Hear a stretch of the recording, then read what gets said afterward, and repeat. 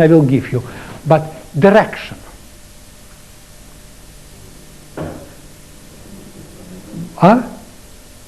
But my question is, this is the loop. Do you see loop with current?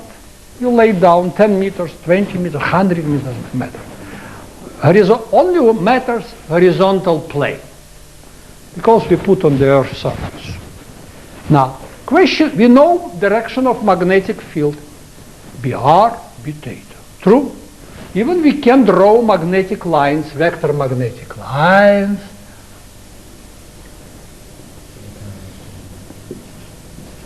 True? What about electrical field? Exactly. Electrical field has only one component, phi.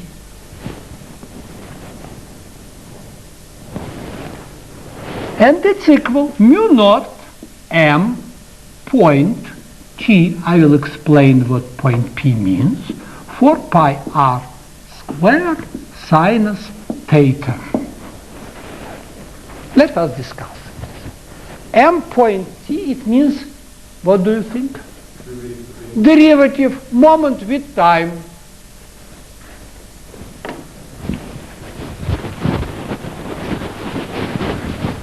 But that's fundamental difference with respect to constant magnetic dipole.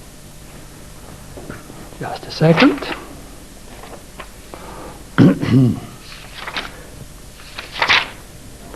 Now, everything is clear? Would it be hard to calculate a value? What sort of values are we looking at? Sorry? Amplitudes for normal situation. It's value at each moment. It's gamma or nano Tesla. That's volt per meter. And the order of magnitude that we normally deal with?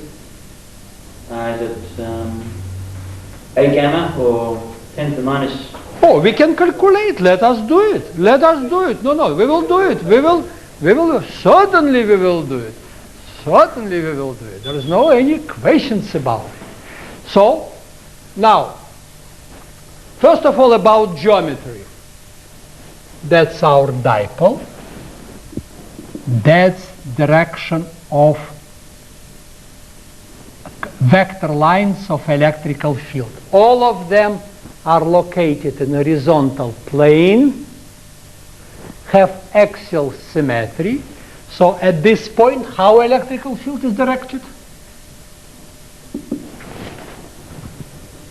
At this point? Let us say, we don't know, it depends on derivative. It's positive, one direction, negative derivative, opposite direction. But what is important is perpendicular to the blackboard. So, field of the loop, field of the magnetic dipole consists of two parts: magnetic, which is located in vertical planes, and electrical in horizontal planes. If it's circle loop with magnetic dipole, electrical field has everywhere the same value. That's the role of magnetic, our source, inductive source, create electrical field. Now let us calculate signal. Let us do it.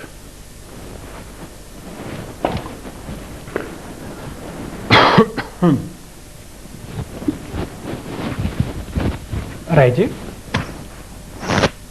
Ready? Good.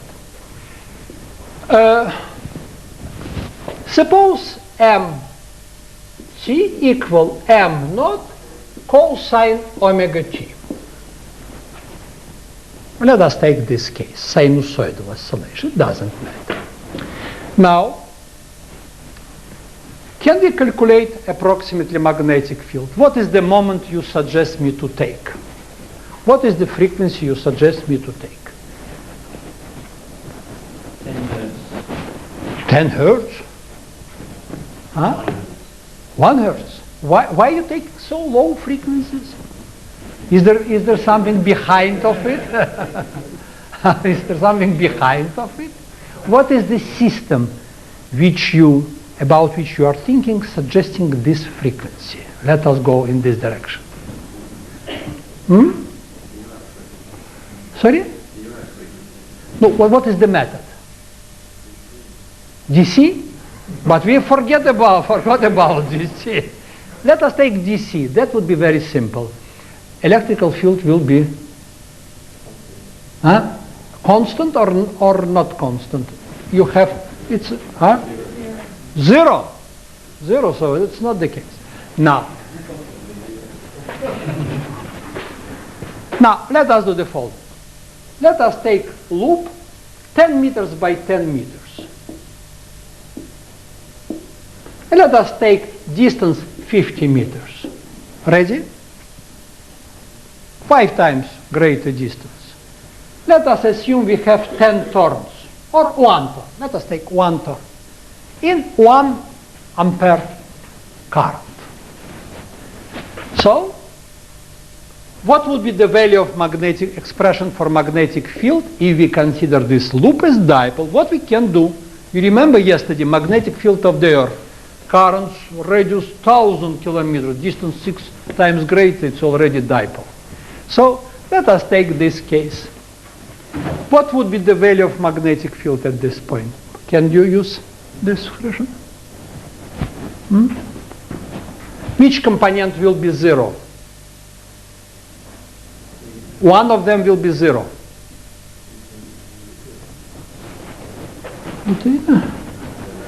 What is the direction of the moment?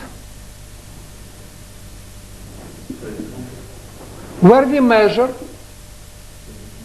So, what is the theta? Pi over 2. Therefore, which component is 0?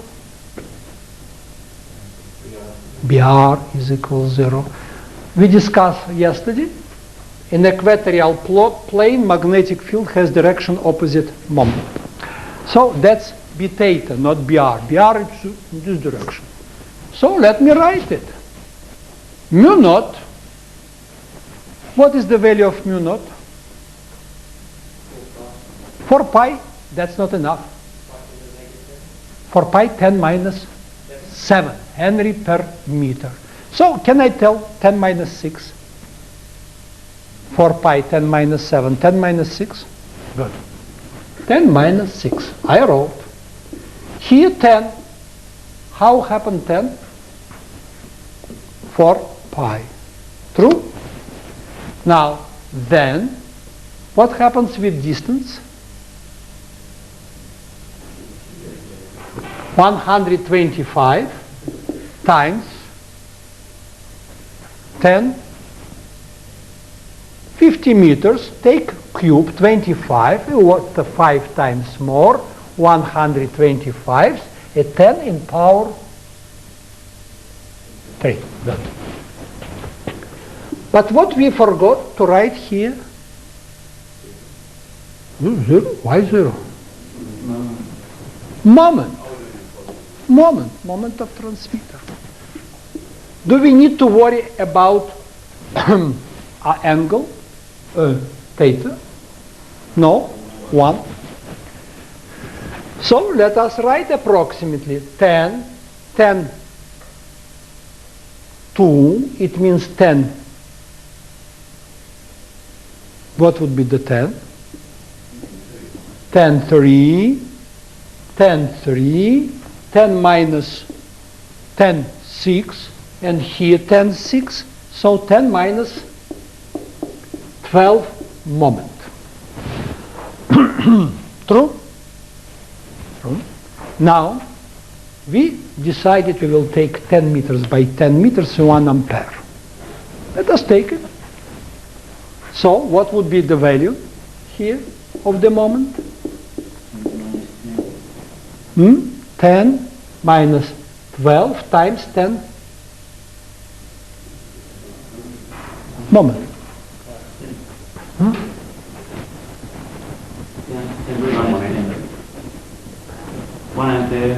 10 by 10, 100, 1 ampere, 10 minus 10.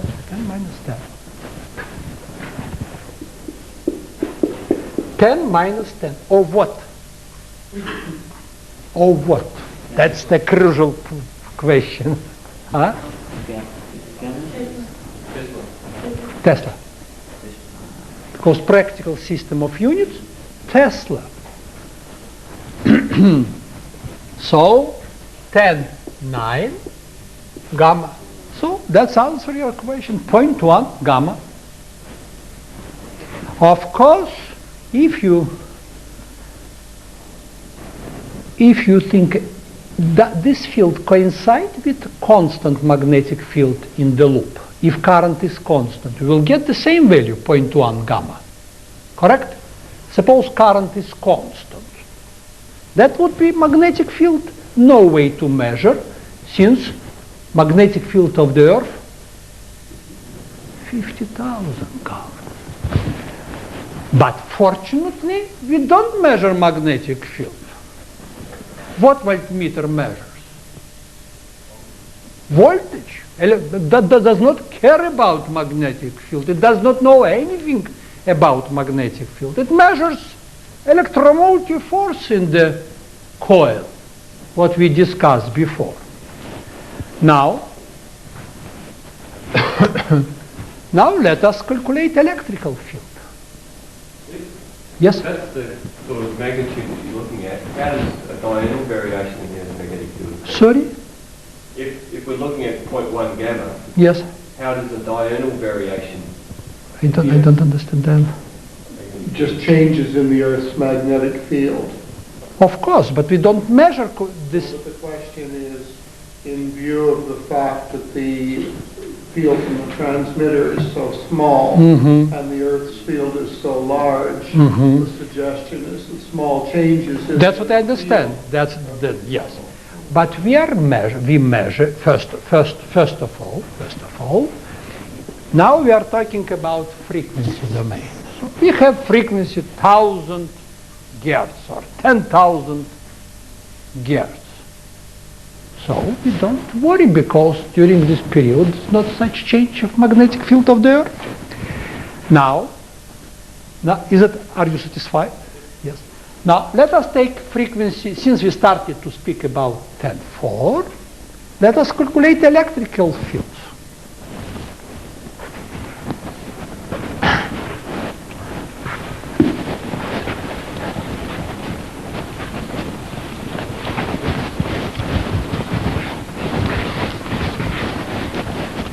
That's the power of recoil if frequency is high enough.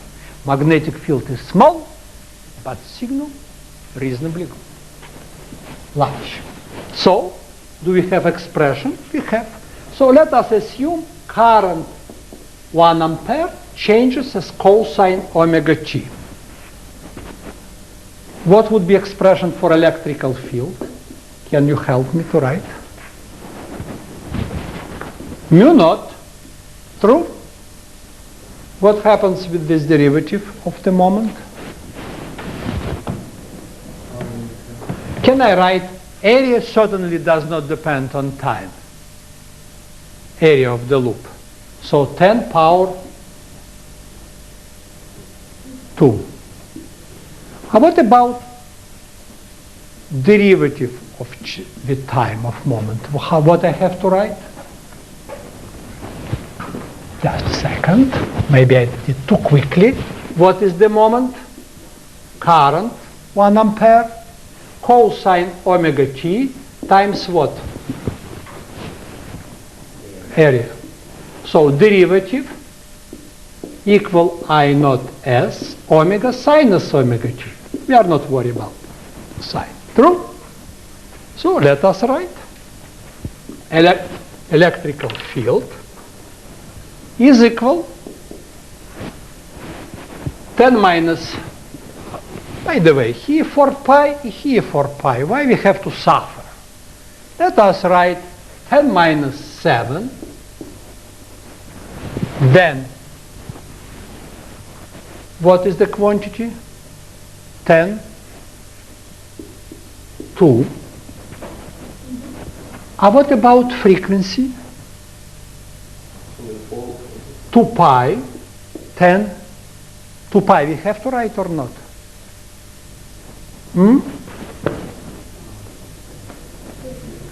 It's a circle frequency, so let us, 2 pi, it's a 6, it's not 6 times greater. So 10, 4, what would be in denominator? 25, 10, 2. That's all. Let us calculate. If you ask to calculate, let us calculate. 6, 4, 10. 10 of what? 10, 2 and 2 cancels. Here 10 minus 3 divided by 4, if I didn't make mistake. Oh, you follow me? You suggested, so you have to follow. Now, of what? What is the unit? Volt per meter. So it's equal 0.25 per meter. Now,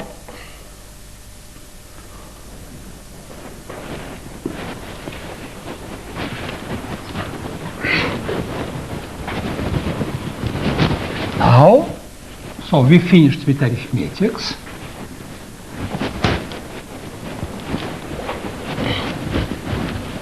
If we take frequency 10 Hz, we will be in deep trouble. If you take 1 Hz, 10 kilohertz, it will be much better. That's the rule now. So that's the primary electrical field. Now let us consider more serious example.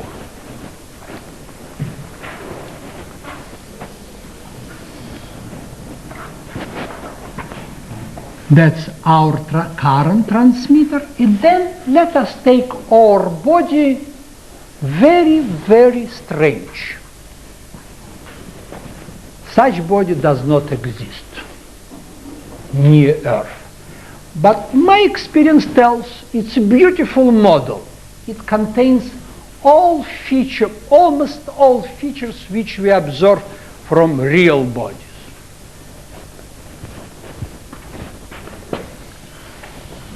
Current ring.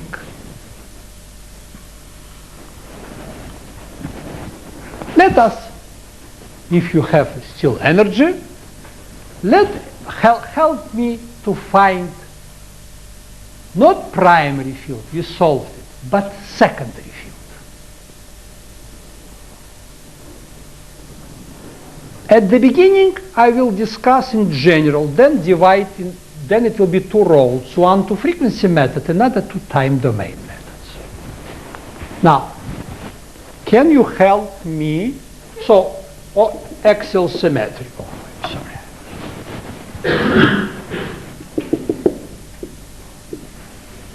Ring. I would like to understand what is going on and then to find field and then to make geophysical conclusions.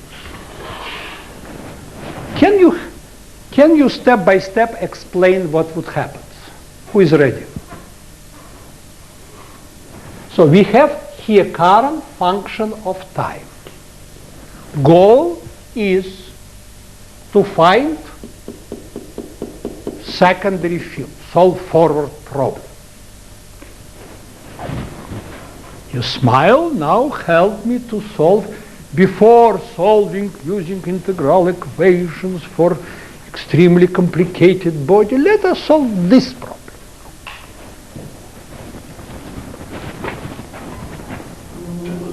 BFT.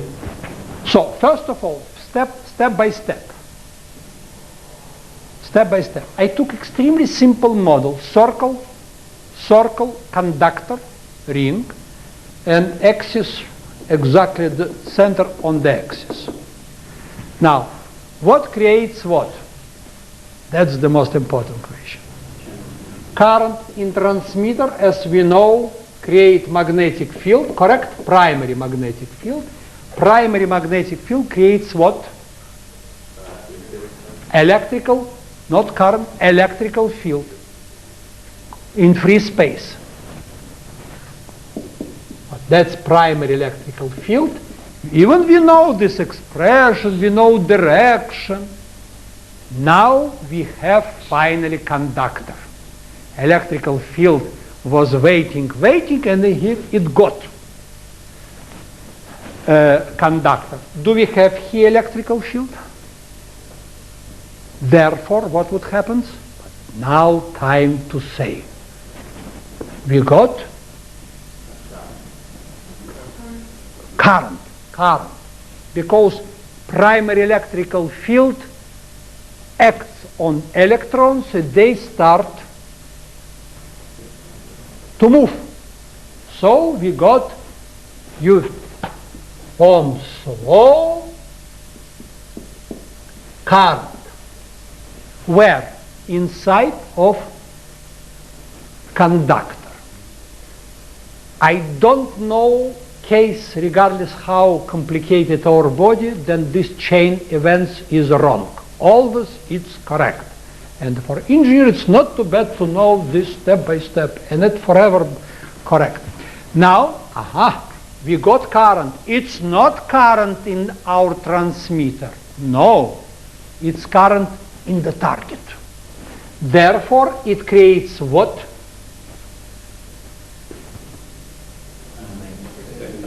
Secondary magnetic field.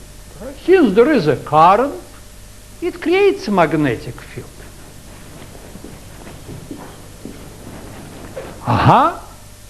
It creates everywhere. What is important for us, it creates field, magnetic field at the point of measurement. Suppose we measure here. We could here measure, correct? Now we would like to detect this magnetic field. How we can detect? Using two rods. One, we don't use magnetometer if there is magnetic field. True, but that's not direction. But we know something.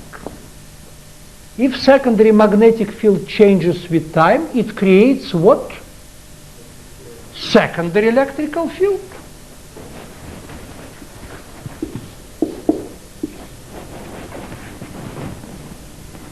It creates second electrical field, but we know device which measures quantity which depends on electrical field. How we call this quantity? Well, electromotive force along closed loop. Voltmeter is doing it. So that's what we measure.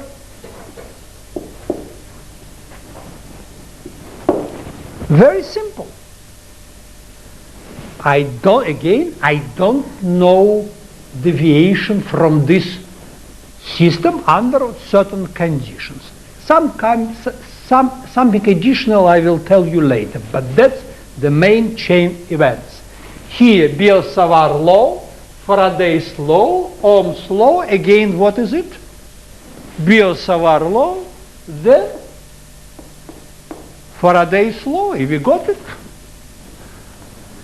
Now, that's discussion. Now let us solve the forward problem. Let us be not very, very ambitious. Don't worry about that loop ring is not our body in real. Let us, for this modest case, to solve problem. Can you help me to find what we need? That we know, we discussed in the first example. Our goal, to find current and then to find electromotive force. Let us do it. Could you give me starting point? And then I will be able to. So we are in laboratory. What? Laboratory. Put loop, make ring, and we would like to solve this. We are engineers, we don't worry about very complicated bodies, algorithms. We would like to solve this simple, relatively simple problem. Let us use this problem and understand all details. That we know, correct? Primary field, we know how to calculate. That's the start. How to find current in the ring?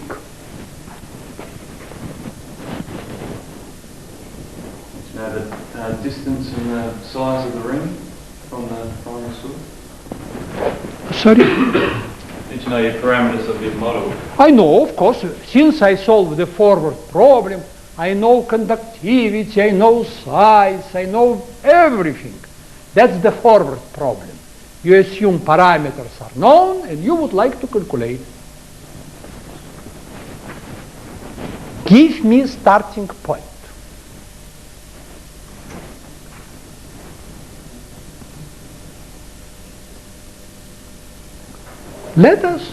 If you are not ready, I will replace you. What do you mean exactly by starting? I would like to use one of the physical laws. We don't know anything except Faraday's law, Ohm's law, Biot-Savart law. That's all what we have. Now, let me add something. Tell me, please, how at this point the electrical field is directed with respect to surface of the ring? Huh?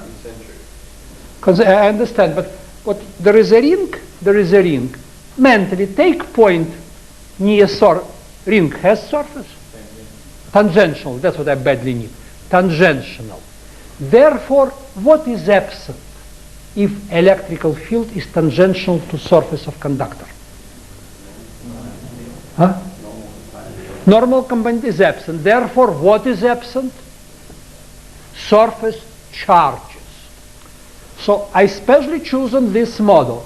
So no surface charges.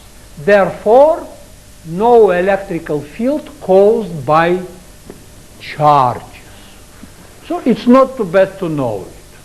Now, so all our electrical field current travels along this ring. How to find this current? Can we say, if we do know current, we can find what? If you know current, can we calculate using Biot-Savart law? Easily. Therefore, we will find electromotive force for sure. So all your attention must be paid to one question: how to find this inductive current in the ring. Sorry? I'm ready. Don't, please. It's unfair. Again, it's fair to be shy. Forward with all such suggestions. I am not your teacher. I will not put grades. Even my students can confirm that I don't care how the answer at the beginning. So that we use Ohm's law. Huh? Ohm's law. Suppose it's a right direction. So how to find current in the ring using Ohm's law? Could you dictate me? So you suggest current equal conductivity times, sorry? Where is do we know electric field or we don't know?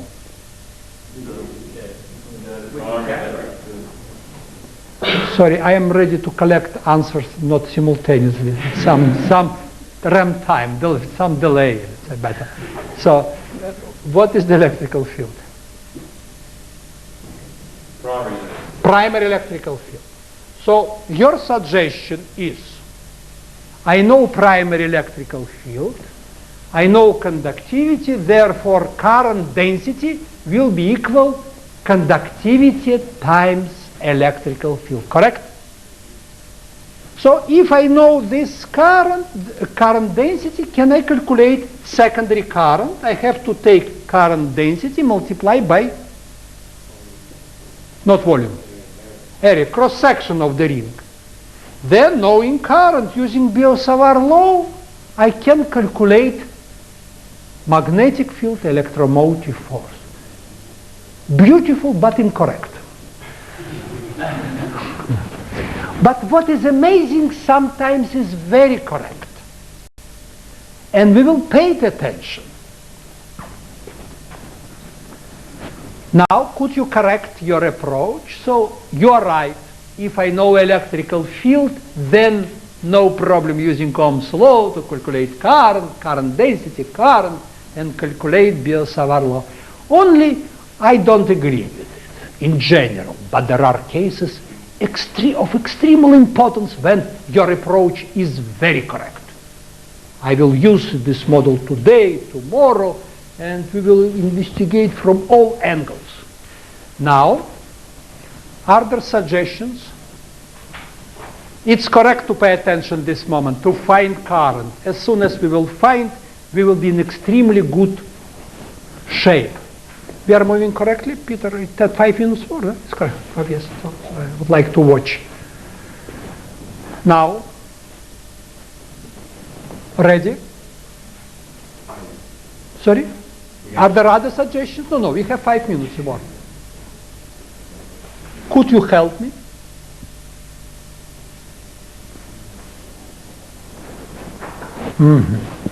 You don't want to help, or?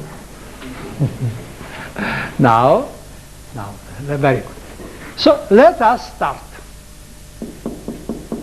What do we know from Faraday? Our goal to find current, correct? Let us ask ourselves, what is the electromotive force which induced in this current loop? Not in receiver, but here. Sorry? Could you clarify? I didn't understand. You're asking what induced? What is the electromotive force which introduced in... It's a closed circuit, correct? It's a closed circuit. Can we calculate electromotive force in this circuit? What would be expression for electromotive force in this circuit? Step number 1.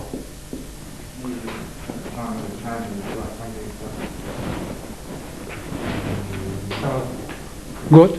Huh? Product of the electric field and Correct.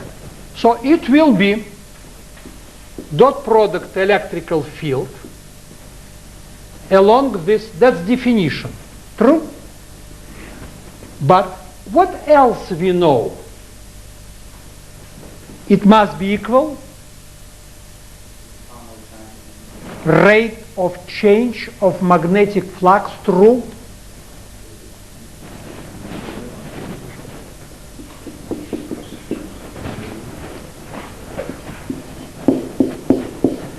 Now let us discuss. That's Faraday's law, and no reason to argue with it. Now tell me please, current in the ring appears. There is current in transmitter, correct? Now we have two currents. One in transmitter, which we know, another current in our body ring. True? Now, please explain me how to calculate this flux. How we can, first of all, how we can represent this flux. total flux. Sorry? You need the total flux. Do we need total flux or we don't need total flux? That's it's a very good idea, but now instantly my question, do we need it or we don't need it? Faraday's law does not know about primary flux or secondary flux. It does not know about primary electromotive force or secondary electromotive force. It tells total electromotive force is equal minus rate of change of total flux. Clear? That's the where problem arises. How we can present this flux? It consists of how many parts? Two. That's the key point of all difficult problem solution for complicated bodies. Two. What is the part number one? What is the part number two?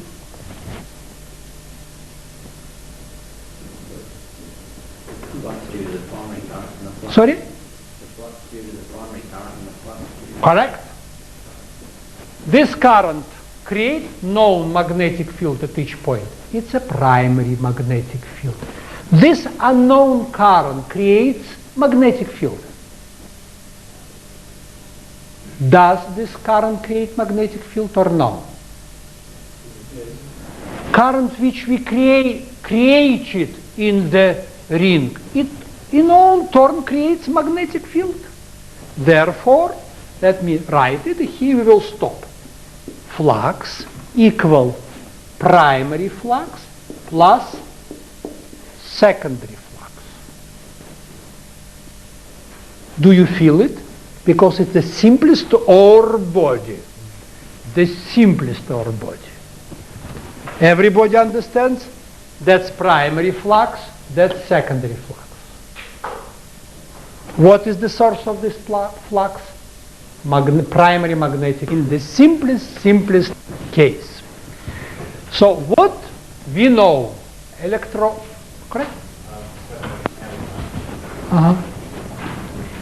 Just doing a few quick checks now. Okay. So we will wait. Very simple.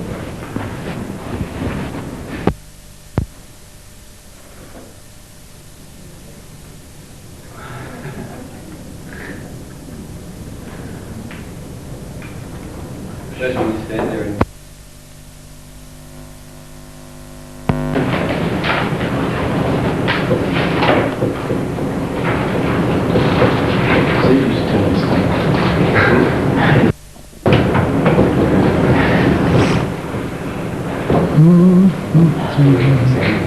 measure it. In order to find it, we have to find current. What do we know? Only Faraday's law. And here key point. Even in the simplest model, it manifests itself, but it becomes formidable problem when we consider arbitrary conductor. But problem is the same. Let us look here. We would like to find induced current due to electrical field at each point. Electrical field unfortunately consists of two parts, not one part. Why? Because at each point here there are two magnetic fields. One magnetic field caused by current in transmitter, which we know. But since we created current in our body, it also creates magnetic field. So there are two fluxes. Flux due to primary field and flux due to secondary field. That's what I wrote. Electromotive force which arises in acts along body is equal rate of change of field of the total flux. So let us rewrite this equation. It will be equal electromotive force equal minus dF naught dt minus dF secondary dt. Correct? This part we know. What we would like? We would like to find we would like to find current in our body. Let us express everything what we can through current, because current is our goal. Nothing induced current in the ring. What about electromotive force? Electromotive force, Ohm's law tells, we didn't discuss it, we discussed partly, always equal current times what? No, electromotive force acting in the contour is equal current times resistance R. Good. So as concerns this term, problem is solved. We express through current, which we don't know, which we would like to find. So let me step by step act. So here we have current times resistance, not current in transmitter, induced current in the ring, equal minus primary flux, what we do know, and minus this quantity. In order you would understand me, let me ask you a question. What creates this flux? This current creates magnetic field. This magnetic field forms flux secondary, correct? So, what do you think? Do we know secondary flux if we don't know this current? No, because it's a father and mother of the secondary flux. It creates. So we don't know current if we don't know this flux, which is caused by current. But we do know one fact. What is your feeling if I change current twice, induced current twice? What happens with secondary flux? You understand my question or not?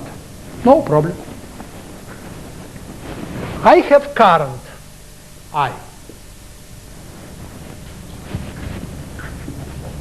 I equal I1. Does it create magnetic field at each point? B1. A different point, different value, B1. Does this magnetic field create flux secondary? Yes.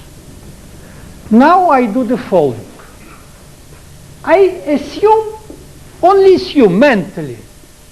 Suppose current twice greater. Instead of 1 ampere, 2 amperes. What happens with magnetic field at each point inside? Use Biot-Savart law, nothing else. What Biot-Savart law tells? Everybody understand? Twice. Because you remember I wrote several times here Biot-Savart law. Magnetic field proportion current. Current twice bigger. Magnetic field twice bigger. Now, so it will be 2B1 and therefore 2 times secondary field. Clear? What does it tell us for this case? What happens with ratio secondary flux over induced current in the ring? Constant. Do you know this constant? You told me you take courses in electrical engineering and physics, etc. Let me check. Do you know this quantity?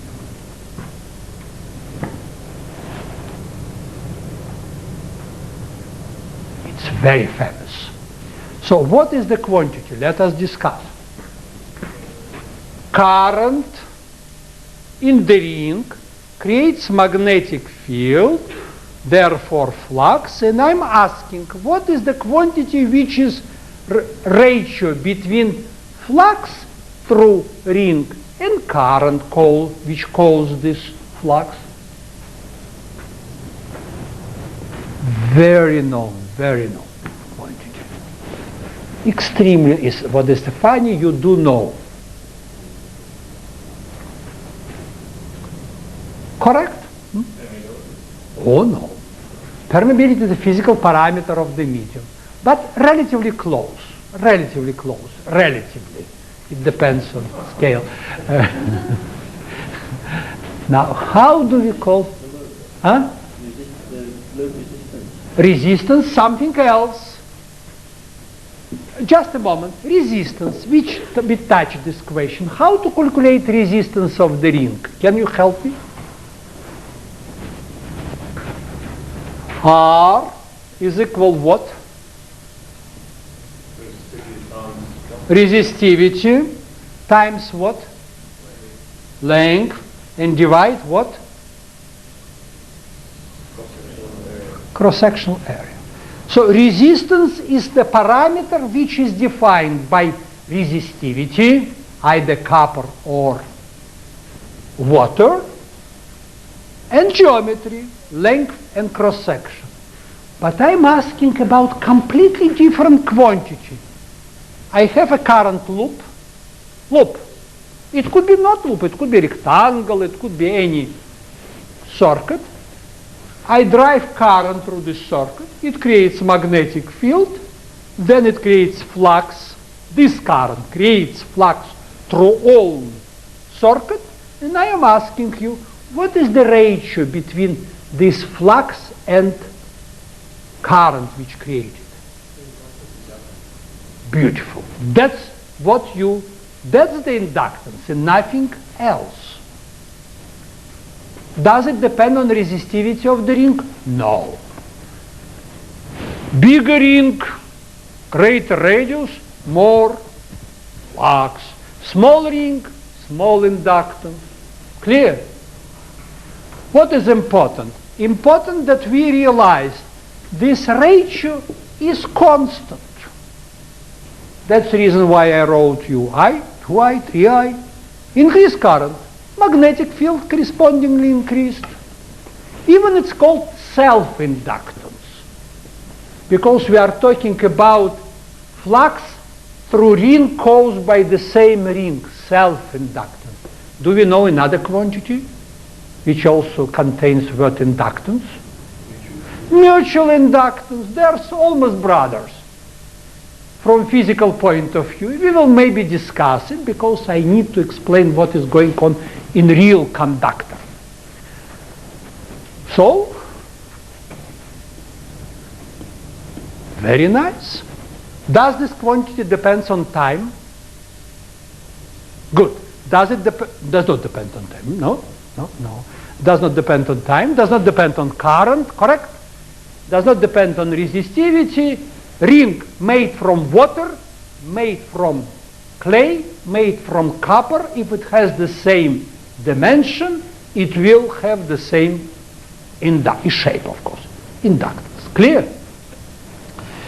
So,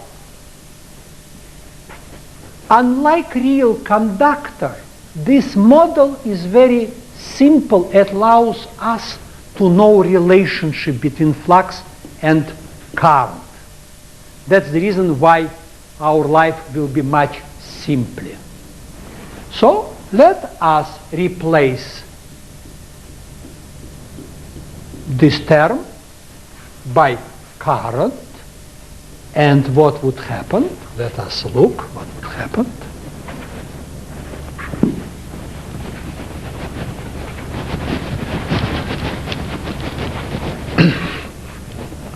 We will obtain, clear what I'm going to do? Instead of secondary flux, I substitute current. We are looking for current. So I will write A gi dt, I don't need partial derivatives, plus Ri equal what?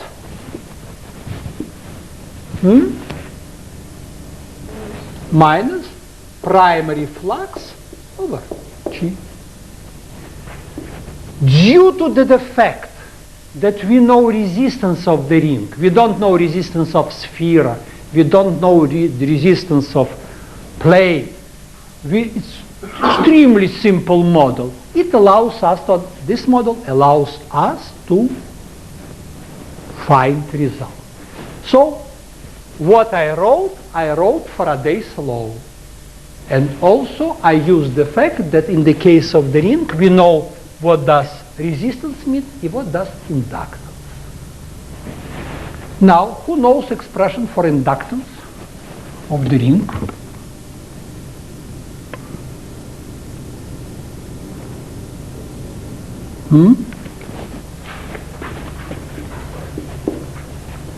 Do you think it should be proportional radius of the ring? It should be. So constant mu naught R logarithm 8r over r naught minus 175, one of the expression, correct?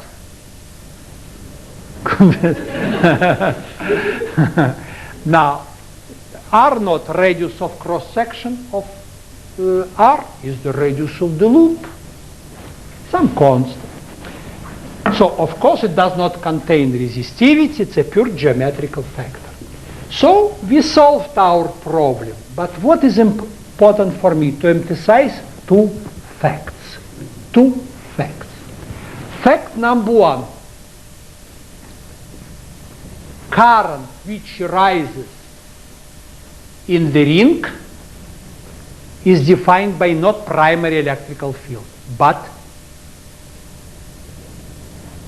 two, primary and secondary, because induced current does not sleep.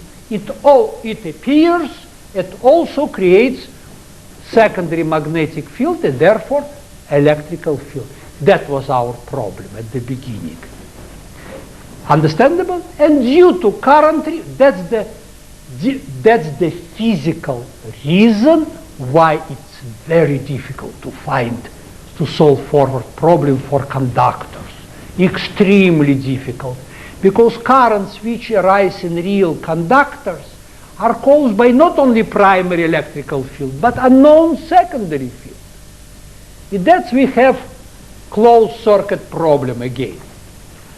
That's one reason, that one factor. Second factor, due to simplicity of this model, we know inductance and resistance.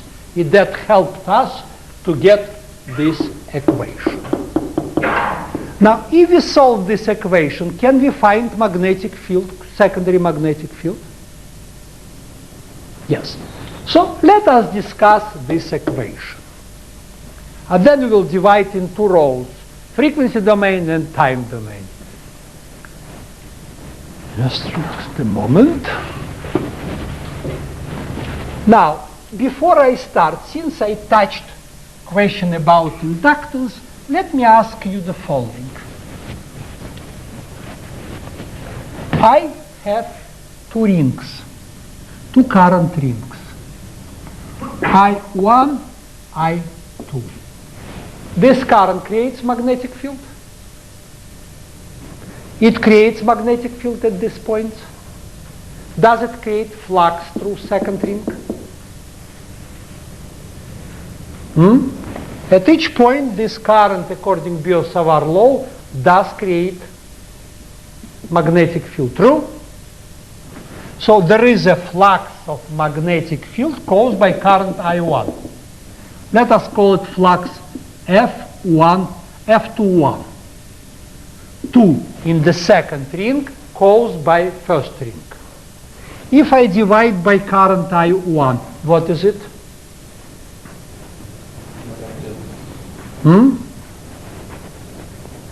Mutual inductance between these two rings.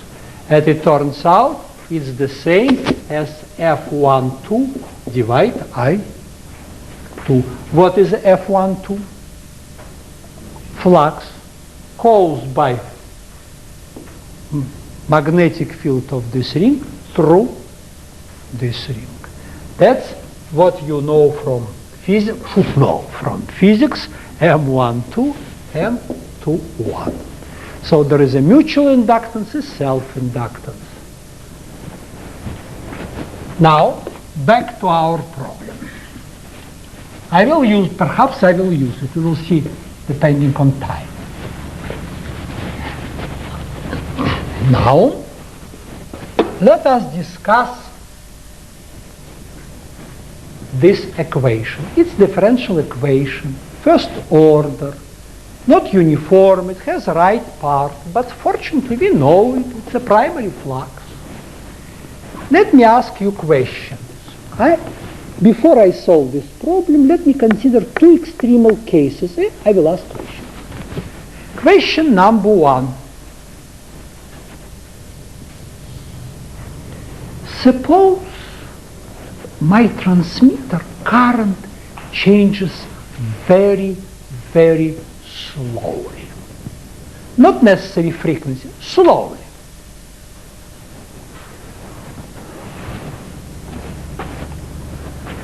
Does induced current arise in ring? Slowly. But arises, correct? What do you feel? It will be strong current or weak current? But now we are going to develop our physical intuition. Huh? Weak. Why? Because magnetic field could be extremely strong. You can take 1,000 amperes. No problem for geonics to develop such equipment. So let us take huge current in transmitter. Magnetic field will be extremely strong. But suppose this huge magnetic field changes slowly. What will be small quantity? Primary electrical field. Therefore, current, according to Ohm's law, will be weak. True? So we feel if slow change of primary current or primary magnetic field, induced currents will be, but it will be very small. Agree? Now, you have induced current, very small induced current. Tell me please, which term in this equation valid for very rapid change, very slow, always it's valid. But my question is, what do you feel as engineers, students, especially in mathematics department? Mathematics, yes. Now, which term will be stronger, bigger? If primary magnetic field or current in transmitter changes slow, which term will be very relatively small, first or second? Yeah, derivative will be small. Huh? Derivative will be small. Derivative characterizes rate of change. If it changes very slowly, therefore, this term will be much smaller than first term. Clear? So as soon as field changes slowly, we can bravely tell current in induced current I will be approximately equal minus unit divide R. Is it correct? Unit divide R times what? True? I hope true. The smaller rate of change, the more accurate this expression. Now, let us discuss this expression. Unit divide R, therefore current becomes proportional to what? Conductivity. And all frequency methods, as soon as frequency is low, induced currents in our body and in Hostrock always proportional conductivity. So we open the first fundamental law. Now, let us discuss this case for frequency method. Now, suppose current in transmitter equal some constant cosine omega t. What characterizes rate of change of current in transmitter? What is the quantity which tells us how quickly current transmitter changes? Frequency. True? Either it is slowly or very quick. Therefore, primary field, how changes? According to Biot-Savart law, some B not cosine omega t. How electrical field? changes? Sorry, not electric, I'm sorry. How primary flux changes?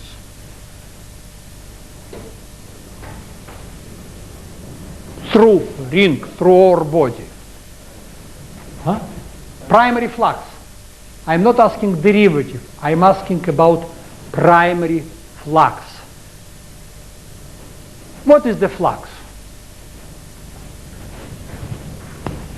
Ring flux is equal magnetic field times area. So no derivative. Flux changes exactly as magnetic field. So primary flux changes cosine omega t. Now, how induced current will change in our body if frequency is very low?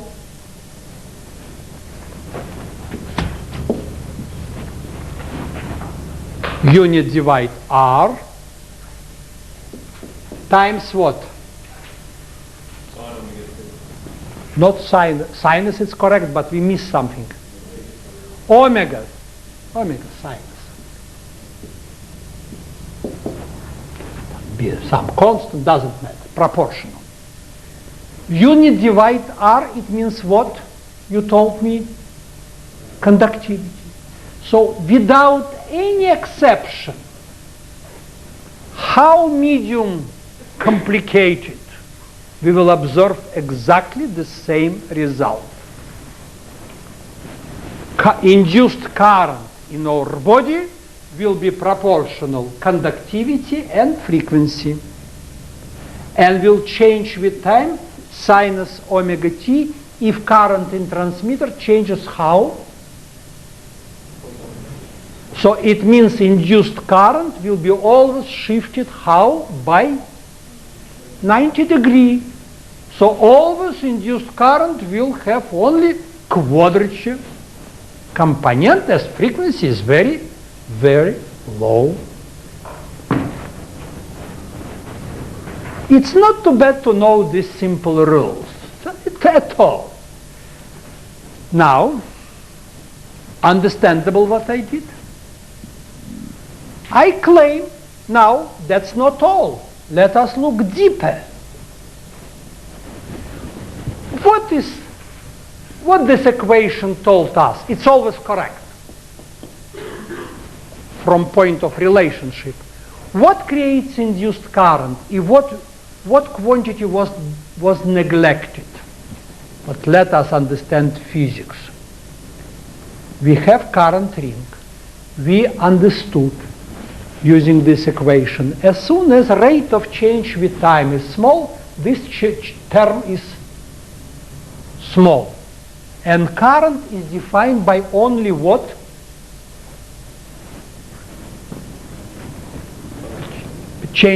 By change of magnetic field, but again, you remember when we started, I didn't agree with first suggestion. I claimed current in the ring is caused by what? By total electrical field. Total electrical field, it means primary electrical field plus secondary field. This approximation tells us what was neglected. Secondary electrical field, because it's small. So we assume in this approximation everything is caused by primary flux. It's easy to calculate. It's very simple. You know primary source, you know primary flux, in other words, you know primary electrical field. That's what you suggested at the beginning. Understandable? But what is amazing, it's always correct. For example, there is powerful method in logging industry, induction logging. One of the deepest tools among of all tools, acoustic, nuclear, and electrical. Whole industry logging uses this tool.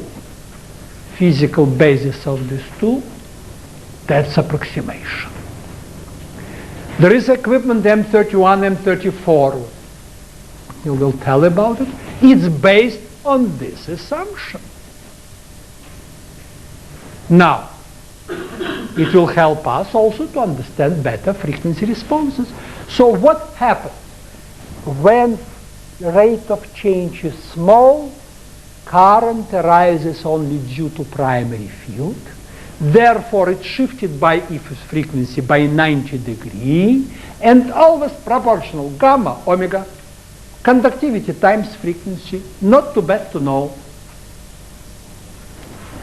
Now, let me move to second case if you don't have questions.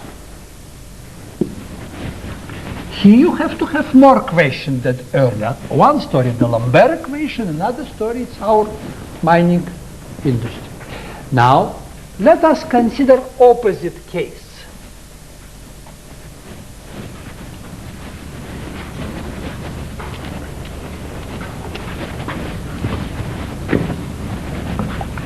Suppose current in transmitter changes very quickly. Frequency is very high. Which term will be bigger?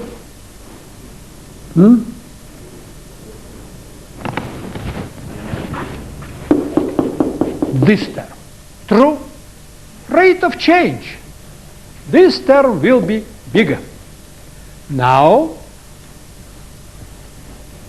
we neglect by this term, and from these two terms, it's simple matter to see what will be equal to what.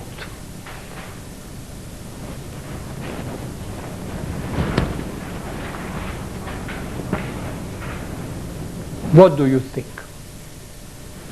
If you neglect it by this, is it constant? Constant with respect to time. So can I write GLI dt equal minus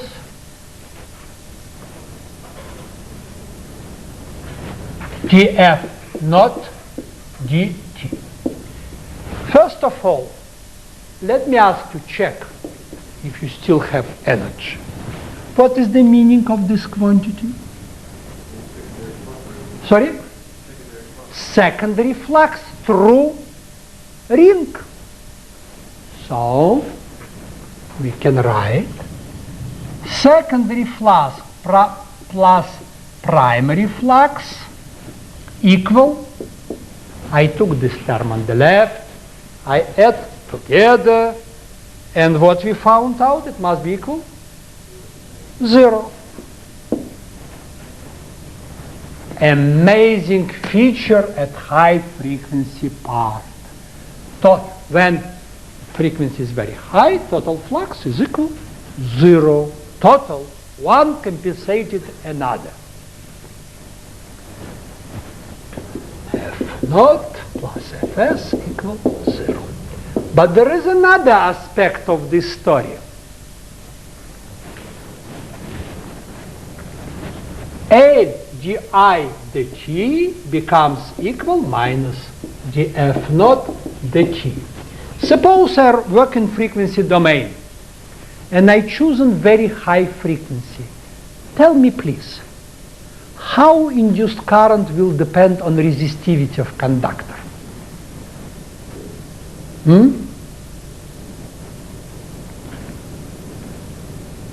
So we are considering, let us say, high frequency part of spectrum. Until now we consider low frequency, now high frequency. Now tell me please, looking at this equation, what is the dependence, answer me question, what is dependence of induced current on Everybody understands it or no?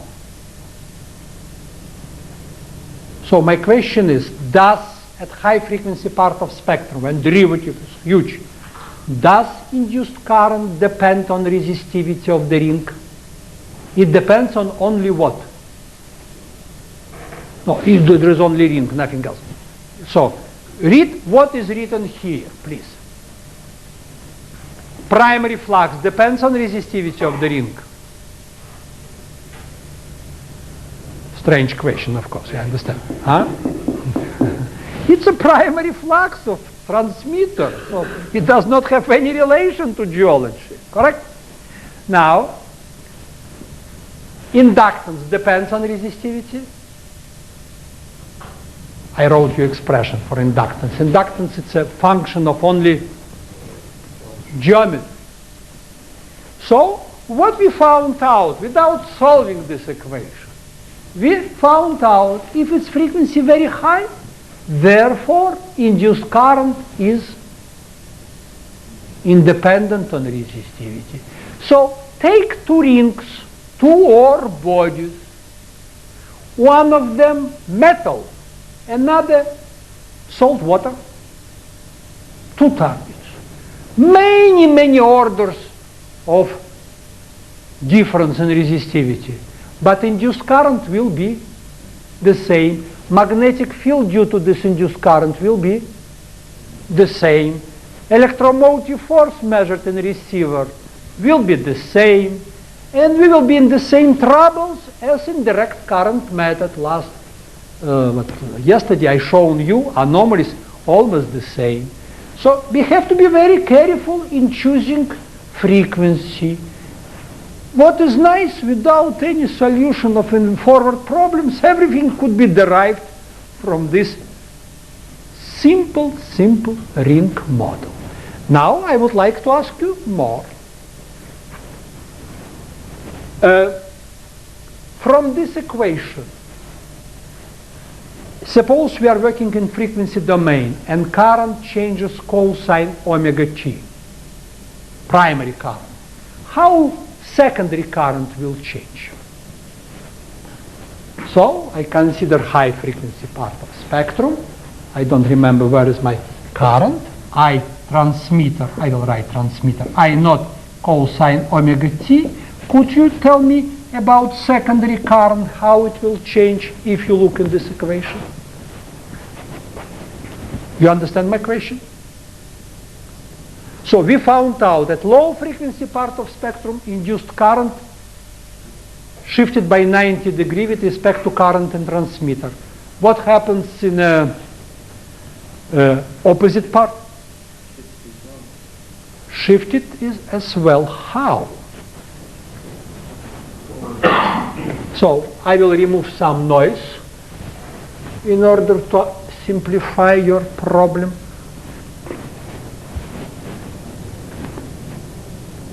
It's a good question. It's even a question of measurements. So you look in this expression.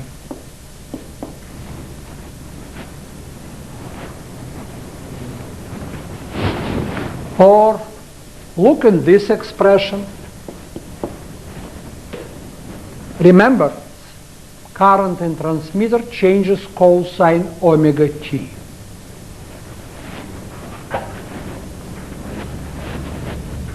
Now, suppose current in transmitter changes cosine omega t, but current in receiver, current in the ore body changes as sinus omega t. What happens here in this case? Is it possible to have equality? Pure mathematical question. So this current changes as flux, primary flux, or current in transmitter changes cosine omega t. So derivative will give us what? Sinus omega t. Correct? So here we have some I sinus omega t. Suppose current in induced current changes as sinus omega t. What would be behavior of this term as function of time? Cosine omega t.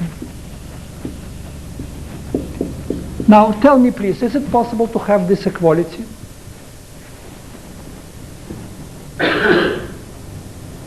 On one side cosine omega t, another side sinus omega t. Is it possible that two oscillations which are shifted by 90 degrees would be equal each other?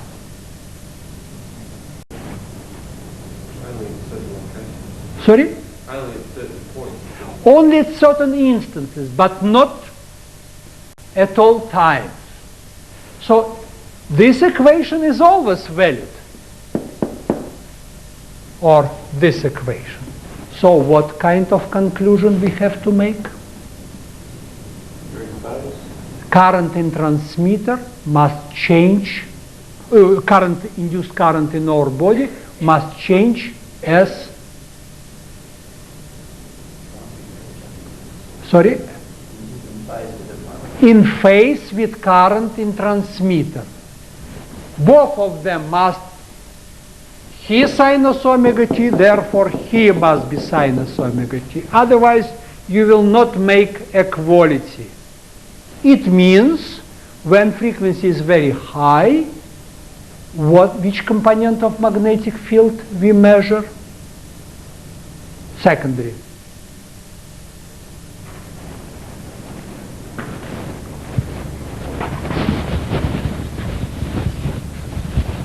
Again, our primary flux changes how? As function of time. If current transmitter changes cosine omega t, cosine omega t. In order to make this equality, there is only one way.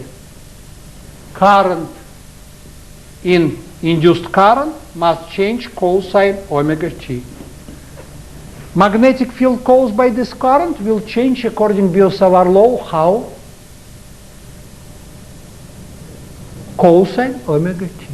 Therefore, secondary magnetic field will be in phase with primary magnetic field. That's again iron fundamental rule, in no exception. At low frequency part of spectrum, secondary field shifted by 90 degrees, main part, because it's approximation. At high frequency part of spectrum, always, without any exception, secondary magnetic field in phase. Now, let me summarize a little, but we will return back to this question. At low frequency part of spectrum, field depends on conductivity. It does. Proportional conductivity, quadrature component. So there is a reason to pay attention to this part. What about high frequency? Nice part, high frequency. High frequencies, therefore, what would be large? In receiver will have good signal because high rate of change, but field will not depend on conductivity. We have few minutes more. I would like to discuss with you, if you are still alive, something else from this part.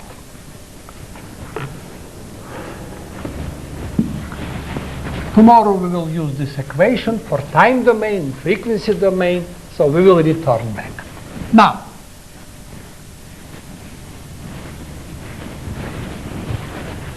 I would like to ask you a question. Only please try to think, because it's a serious question.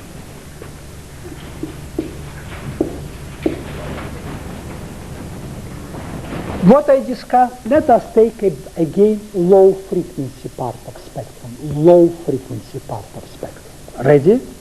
When field changes slowly. And we will think slowly. Now, in this part of the spectrum, our approximation is this term is small, and induced current is defined by primary flux magnetic field.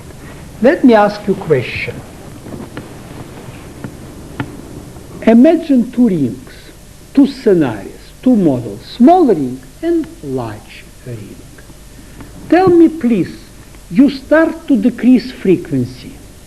You make change of field slow, slow, slow. In which case this approximation will work better?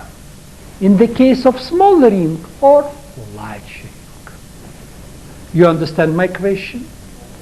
Huh? And why? I do agree, but why? Inductance is smaller, so we neglected by this term. Neglected, very good, because we neglect because rate of change is small.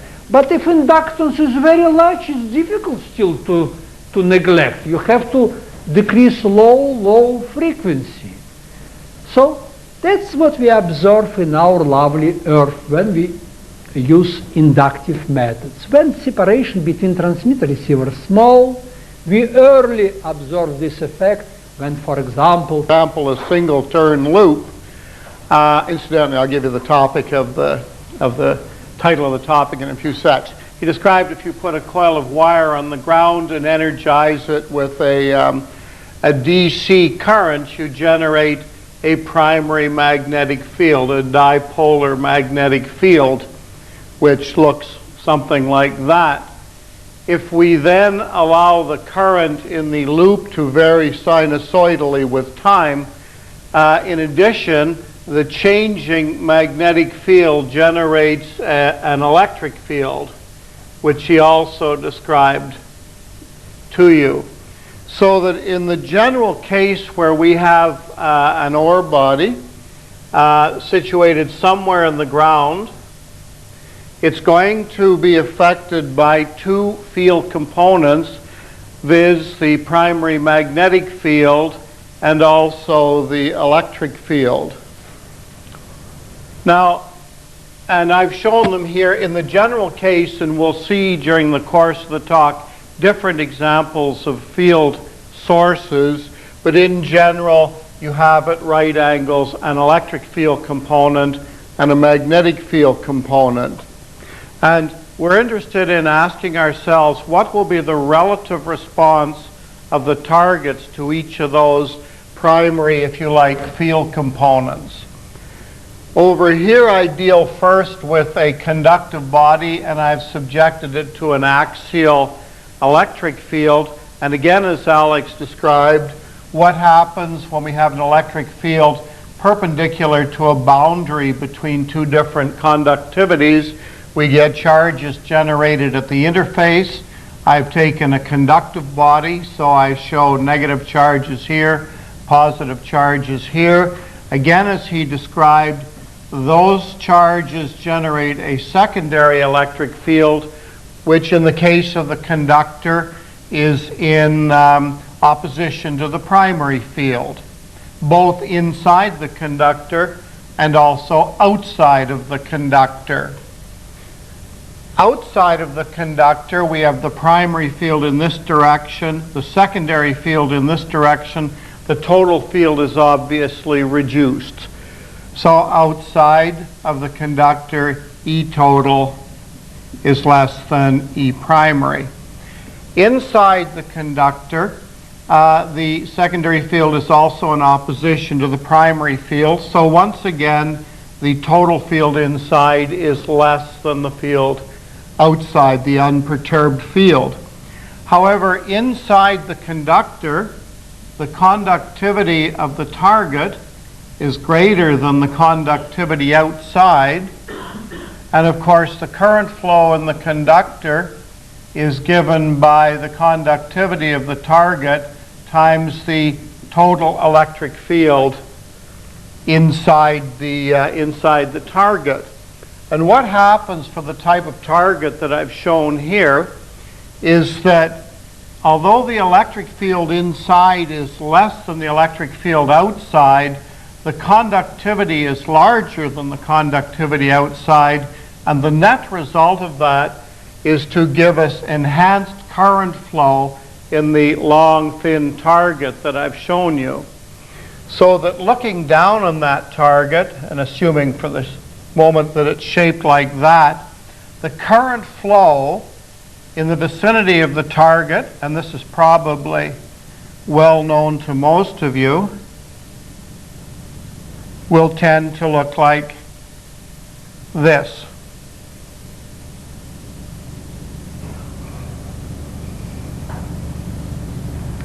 Okay, again, why is that?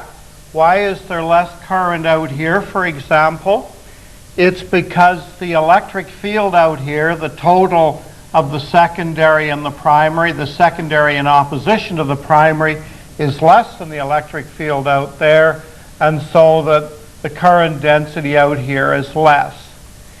Inside the target, the total electric field is also less than outside, but the conductivity is greater, and the net result of the fact that this is down, this is up, is that the current density in the target is higher, and so in essence we get what's called current gathering, or what Alex would prefer to call, and I, being a good and faithful student, certainly agree, what we would call the galvanic current component.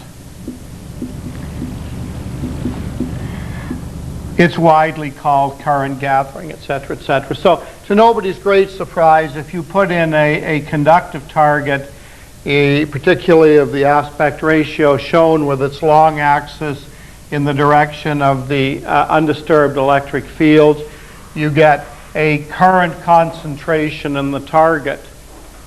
Now, let this be that target sitting in the ground. We agree that the currents that would normally bypass the target rather, flow into the target as a result of its higher conductivity.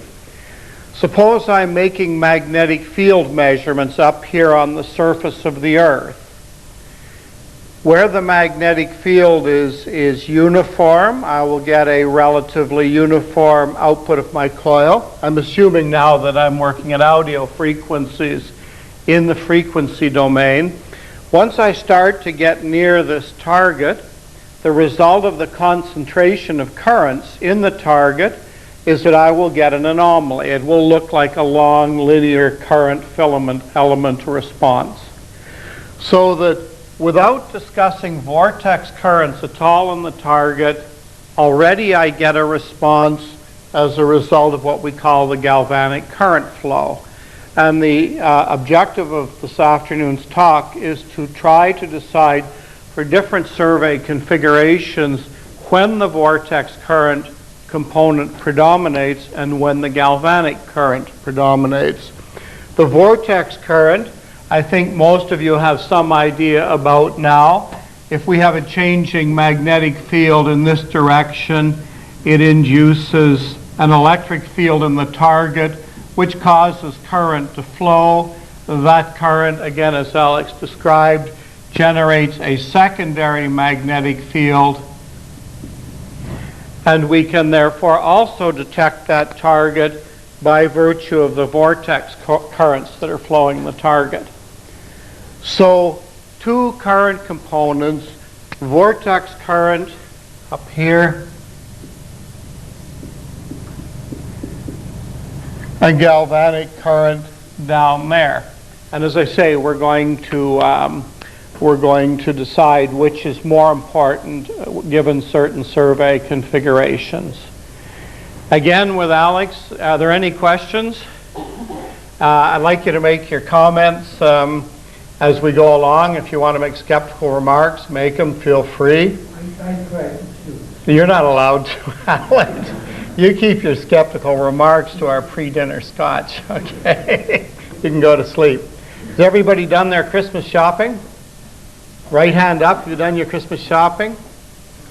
Alex, they're not interacting again. There are no right hands up. Alex, I got some questions too, and you have to do something. Does anybody get next week off? Alex, no hands. Anybody wish they had next week off? Okay, Alex, lots of hands. Okay, I'll spend a few minutes buggering around with a slide projector, I suspect, so.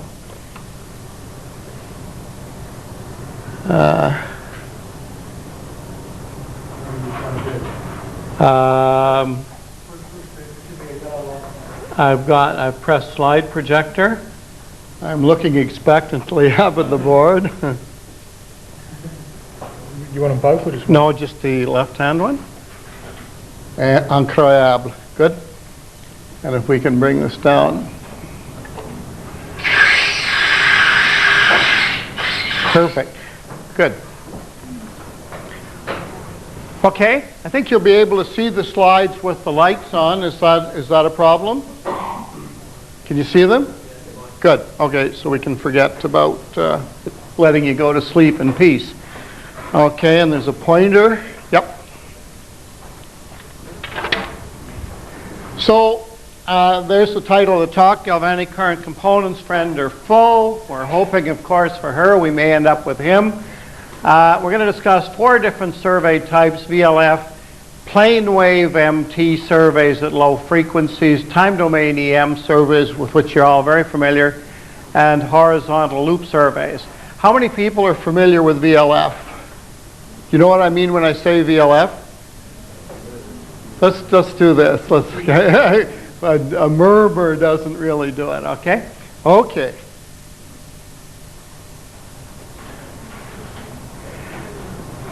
Okay. I'll discuss VLF in a little more tomorrow, but basically for VLF surveys, as most of you apparently know, we have a VLF transmitter. These are enormously powerful transmitters situated at the margins of the Earth's oceans. They usually put out a megawatt. They're there for the U.S. Navy to talk to its submarines, basically. Their advantage to us in geophysics, of course, is that they are at VLF frequencies, which means they're in the 15 to 25 kilohertz range, and that means that the radiation from them propagates in the Earth ionosphere cavity for distances of megameters. You heard it, megameters. Associated with these VLF transmitters are basically 2 field components: a primary electric field component and a primary magnetic field component. We can forget about the electric field component, but the magnetic field component will be of considerable interest to us. Again, for the reasons that Alex discussed earlier, induction in the Earth from the primary magnetic field, we will see causes an electric field in the ground. No surprises after 2 days of that. And our question is going to be, which is the more important way of energizing that target in terms of our measured responses? The primary magnetic field, which I show here causing eddy current flow in the target, or the electric field, which we'll discuss in a second. You should recognize that we're going to be talking about the vertical magnetic field response from this target. Again, the response from eddy currents will be a loop, as I've shown here, and the secondary field from that loop will be another loop. And if we think about it for a second, Alex referred to this earlier, the magnetic field at the top will be totally horizontal, and it'll be in the upwards direction over here, downwards here. So if we plot the vertical magnetic field component, we'll get a crossover like that from the vortex current response. Well known to everybody? Well, okay, we proceed. One other point is that this magnetic field varies as we go down into the ground. 2 things happen to it. Its amplitude decays as we go down into the ground. This slide says free space, but in general, of course, the Earth is conductive, and as a result of that conductivity, the magnetic field decays as we go down into the ground. And the second thing that happens to the magnetic field is that it becomes phase shifted as we go down into the ground as well. At the surface, it has one phase, and then as we go down, the phase angle of the magnetic field with respect to the surface slowly varies. And how rapidly it varies is a function of the conductivity of the ground. Okay, the secret's out. There's what the electric field looks like. It's a horizontal electric field at right angles to these other 2 components. In the case of an unperturbed Earth, the electric field is planar. And of course, associated with that electric field, again as Alex described earlier, there is current density given by the product of the electric field and the conductivity of the ground. In exactly the same way that the magnetic field was phase shifted and attenuated with depth, so also is the electric field with exactly the same law. Excuse me, the rate at which either of these components decay with or are attenuated with depth is determined by what we call the skin depth of the medium. How many people know what the skin depth is? Good, that's great. Don't be frightened about using your hands, okay? And the skin depth is a function of the conductivity and of the frequency. All of the VLF stations broadcast within a very narrow frequency range. The lowest is 15 kilohertz. The highest is 20 odd kilohertz. Why? Because that's the peak of the transmission band through the Earth ionosphere cavity. So in our case, the variations of skin depth in the ground are basically a function of the conductivity of the ground. The more conductive the ground, as most of you probably know, the smaller the skin depth and the more rapidly the fields decay as you go downwards into the Earth. Okay, suppose we put a target into the ground, then all these magical things which I described over here and which Alex described in more detail earlier will happen, and the currents which normally flow in this direction will end up flowing into the target. And that's going to give us, as I pointed out, a measurable response in the magnetic field. This slide I can quickly race through because I've already shown you on the blackboard what happens. And by now, everybody I know realizes why the current density is lower out here than it is there. And everybody who believes what I said knows why it's higher in here than it is out there. The net result is instinctive. A problem is this. If I have the current deformation as shown from this target, as I said, in essence I have a linear current filament, as it were, and the magnetic field from that, well, it could be roughly described as being a circle centered on the target. And the problem is that the magnetic field from this looks very much like the field would from my vortex current flow. Again, the vertical component is 0 on top of the target, downwards here, upwards there. So once again, you get a crossover. So in general, we're not going to be able to tell the difference between vortex current flow and galvanic current flow unless we're able to do a very detailed analysis of this curve, because they're going to look very much the same. The difference is, and we probably won't see it, incredible. Thank you. The difference, they're purple. The difference is that the vortex current flow gives us a response which is rather tighter than the galvanic current flow. It tends to be more smeared out because it's arising from a current filament, as it were, rather than from a current loop. Any questions so far? Two types of current flow, vortex and galvanic. Sorry, which one was most spread out? Good, okay. The spread out one is the one which I've shown here because it's basically the magnetic field from a current filament. The magnetic field from a line source falls off relatively slowly with distance, so the response tends to be smeared out. If this is in fact a current loop, it's a line of dipoles and the field falls off more rapidly, so the response tends to be more closely concentrated in the vicinity of the target. Okay, we've covered that. We're simply showing here. Well, one point, incidentally, in the bad old days of VLF, which was in the 70s, it wasn't widely recognized that the galvanic current component was significant at all. There were a lot of modeling studies done for VLF in which the plates were in air. And obviously, if the plates are in air, you don't have any galvanic current component response. You don't have any current in this direction. And so you'll see in the 60s and 70s and even into the 80s a lot of articles outlining the response for plates in air. Unfortunately, as we'll see, they're useless.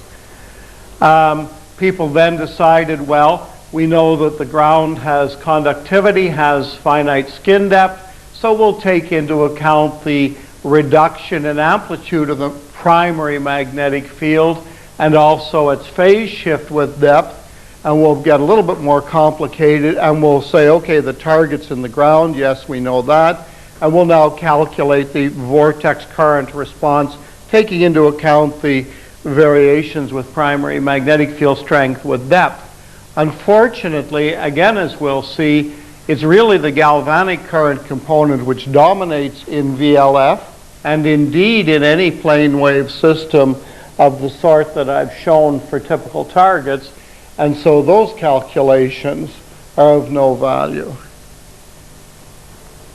Only calculations, in short, which take into account both components are valid, and in reality, you can get a pretty fair idea of what the response will be from just using the galvanic current component. Okay, what controls the ratio of vortex current to galvanic current component? A very broad question, but we'll see that there are many, many factors which involve this ratio, or which determine this ratio. The first one is the nature of the source and the distance of the target from the source. Why does this affect the ratio? Without going into it in detail, different sources give you a different ratio of magnetic field to electric field. Electrodes in the ground will give you a large electric field. Currents will give you another ratio. Remote VLF transmitters, yet another ratio. So the ratio depends on the source, and it also depends on how the ratio of magnetic to electric field varies with distance from the source. Again, different sources will give you different ratios.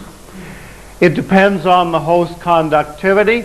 As we saw, if the ground is perfectly resistive, there is no galvanic current component. You get only vortex current flow. The ratio definitely depends on that.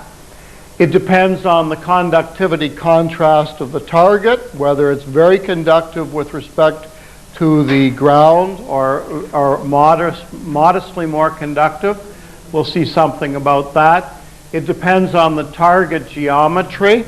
For example, does the target have a large area perpendicular to the primary magnetic field? If that is the case, that tends to give us enhanced vortex currents, because obviously if we have a target that looks like this with a magnetic field like that, we'll get vortex current flow, no doubt about it.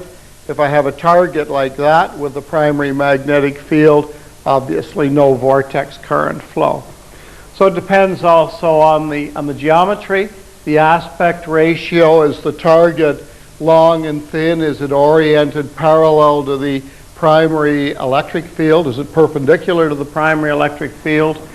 It will depend on the frequency or time of measurement, and it will also depend on the measured parameters, whether we're measuring electric or magnetic field.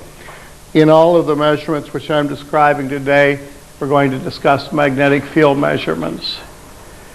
What are the effects of galvanic current response? This is looking ahead a bit, but I want you to be on the lookout for them as we go through the various examples, so you should know what they are at the outset.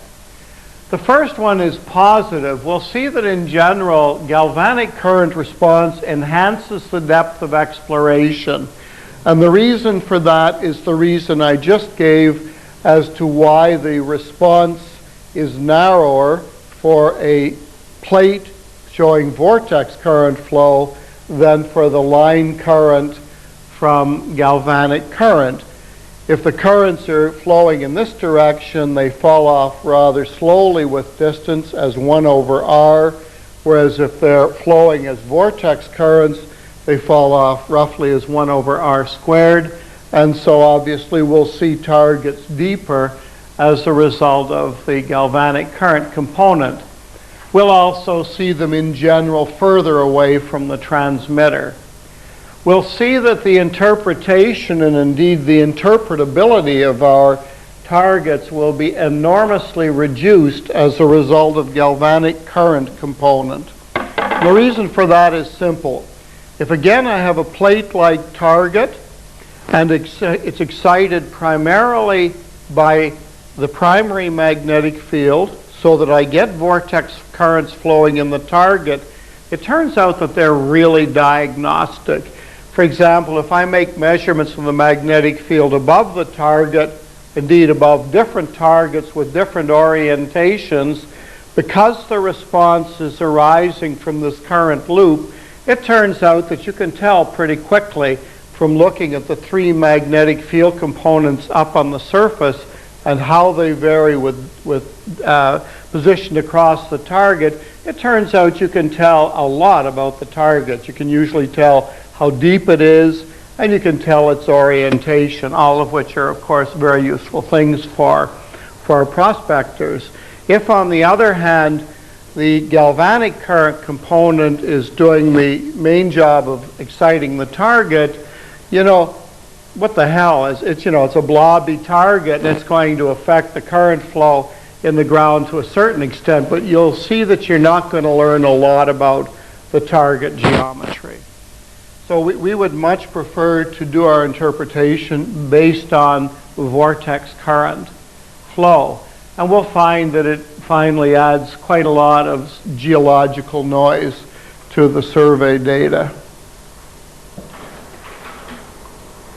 And again, we're going to discuss 4 survey tools, and we're going to learn that all these systems have significant galvanic response, but some more than others. Okay, we're starting with VLF. The measured quantity is H. We've seen that slide before, no need to comment further. What happens if we take the vertical plate and put it on its side? Well, what you're going to see is that in the case of VLF and plane wave systems, the vast majority of the response for the vast majority of poor conductors, because obviously there are very few massive sulfides in the ground, and there are an awful lot of very poor conductors. And we're going to see that the poor conductors give us a large VLF response, and that the VLF response occurs as a result of galvanic current flow. What does that mean then, that if we take a target that was originally like this and then put it on its side, are we going to see any very great change in the response? And the answer is no. So VLF galvanic or VLF measurements are going to be quite insensitive to target dip. And I'll have more to say about that when I speak of VLF in general. Does the measurement really care whether the target is, what the aspect ratio of the target is? And the answer again is no, not very much. Whether the target is a flat plate this way or a flat plate that way doesn't much matter. Indeed, it can just be a rod. And unless, for example, the lateral dimensions of the target are very large compared to its depth, we're going to get a vertical magnetic field which looks schematically just like that, almost regardless of the nature of the target cross-section. So you can see what I mean about reduced interpretability.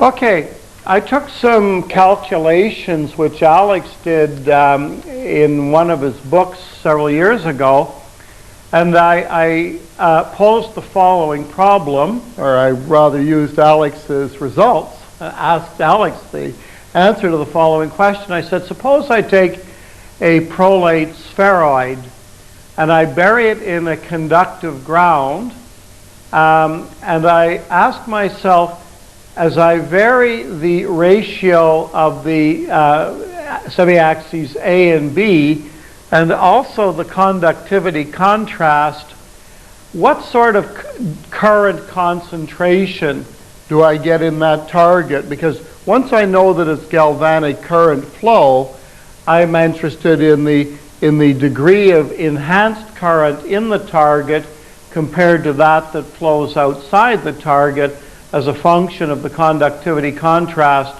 and the ratio of A over B.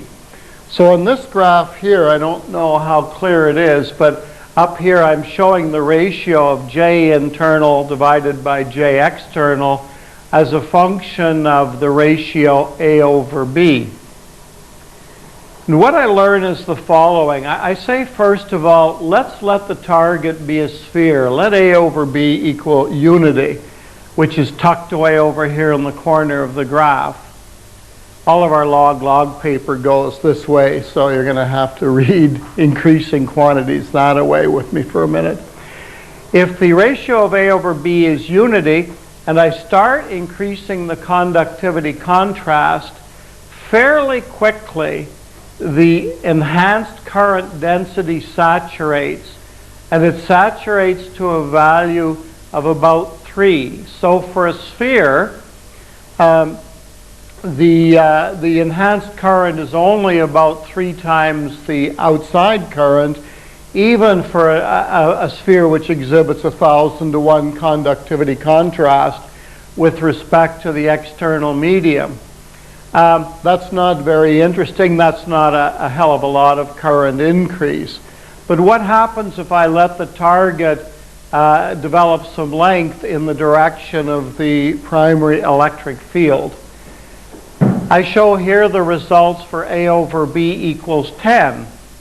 And now we start to see something very interesting, because what happens, and Alex referred to this a little bit earlier, is that once the charges are fairly far removed as a result of the large value of A over B, the electric field inside of the target is rather undisturbed by the presence of those charges, and you start getting an internal electric field which is roughly the same as that outside.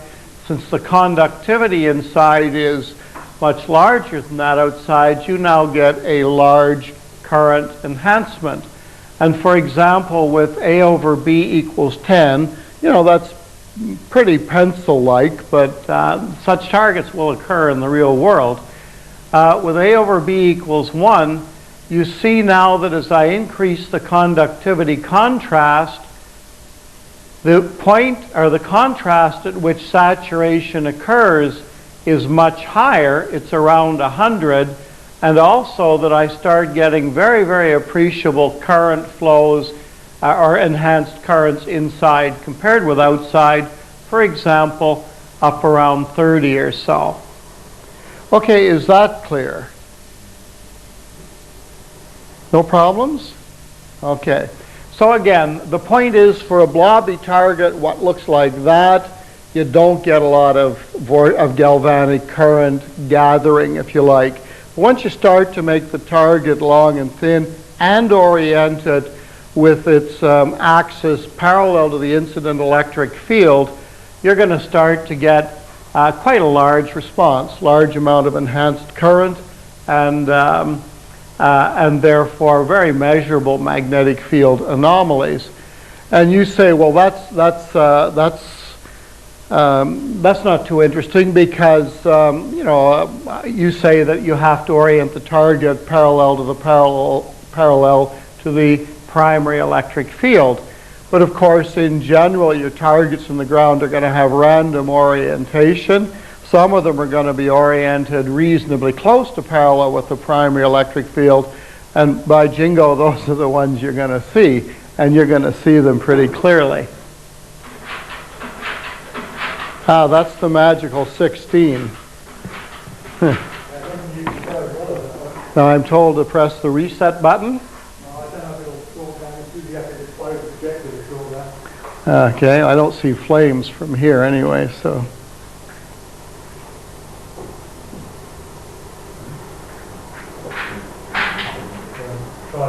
Does that mean we never learn?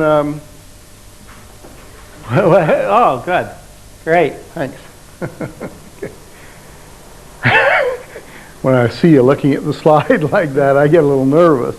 Okay, so good old slide 16 is a similar sort of plot, but now I've started to plug in some real numbers.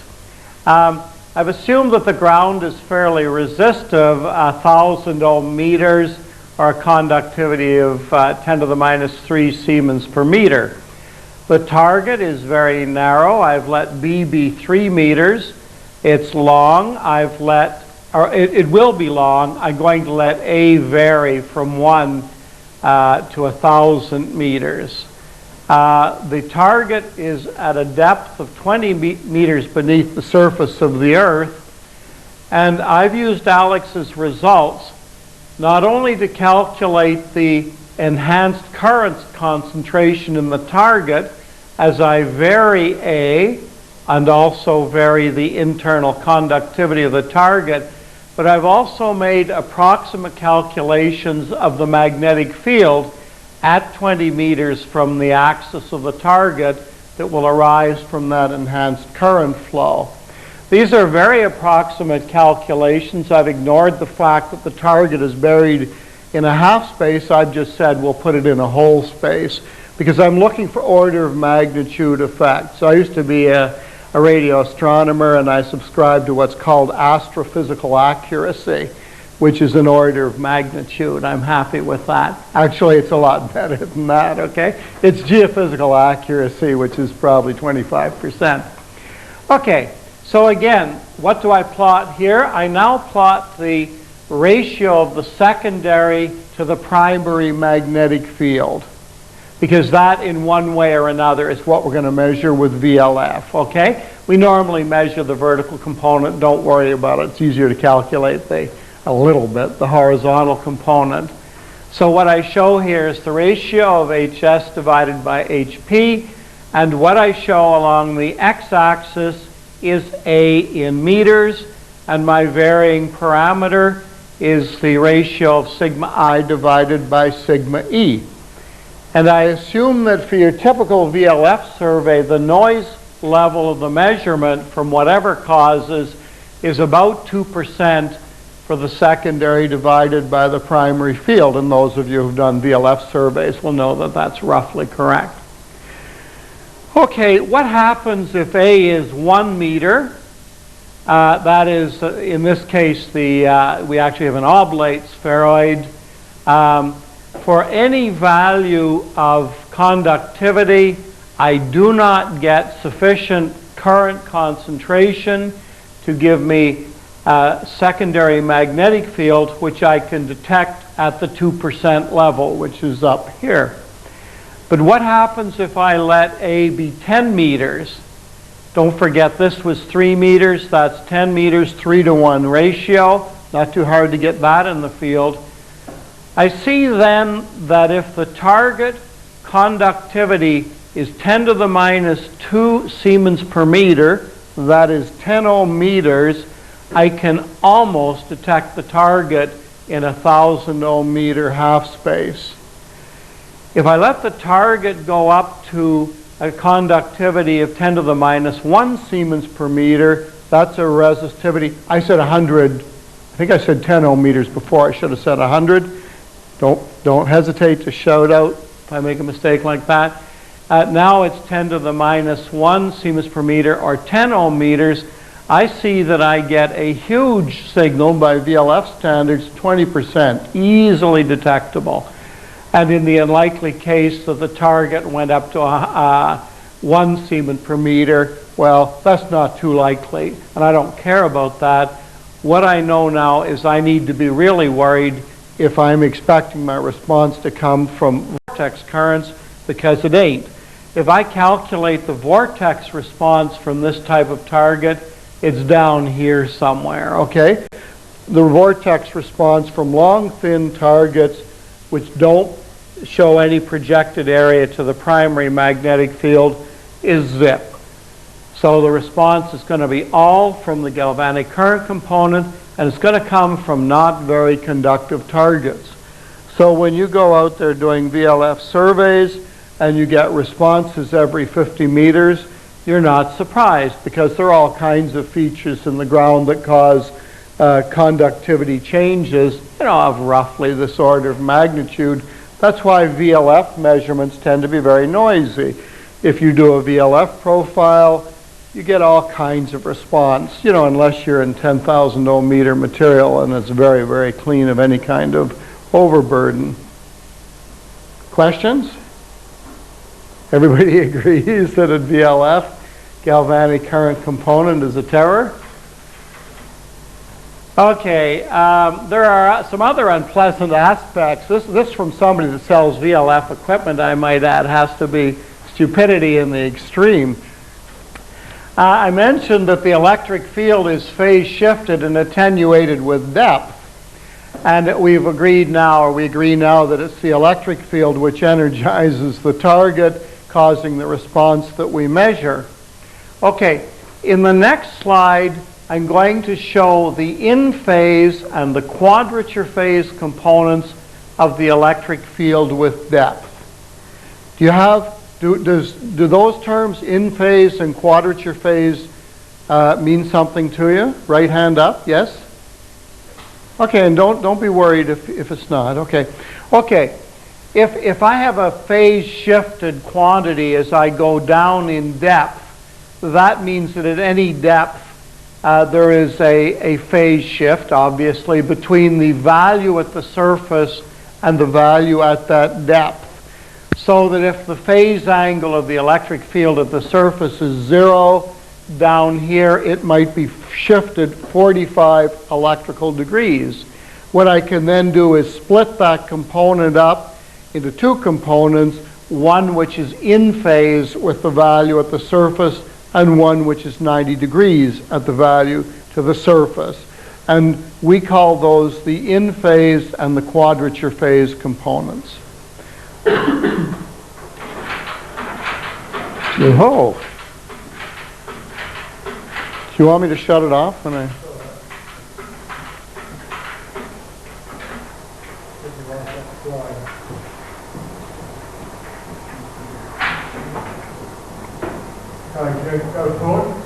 Is that a go?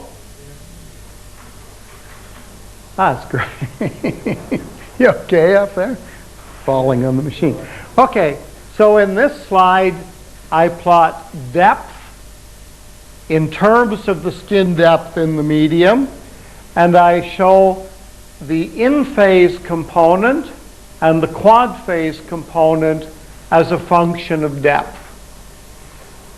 Incidentally, I'm using as my phase reference the horizontal magnetic field. This is one little confusing bit because that's what we do at VLF, because that's really all we've got as a phase reference. And it turns out that with respect to the horizontal magnetic field, at the surface, the horizontal electric field has a phase shift of 45 degrees. So that means that right at the surface, the electric field has equal in-phase and quadrature phase components with respect to the horizontal magnetic field. Okay, having accepted that, what happens to the in-phase component as I go down further and further into the ground? Well, the answer is nothing very much. It decays fairly slowly. When I get to about 2 skin depths, it's effectively gone to 0. In general, though, its behavior with depth is not bad at all.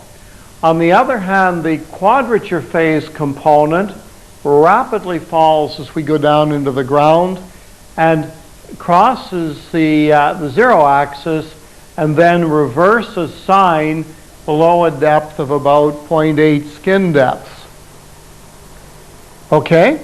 So again, once we split the thing up, the electric field, which is going to drive our antennas, into the in-phase and quadrature phase components, we see that the in-phase component is well behaved with depth, and the quadrature phase component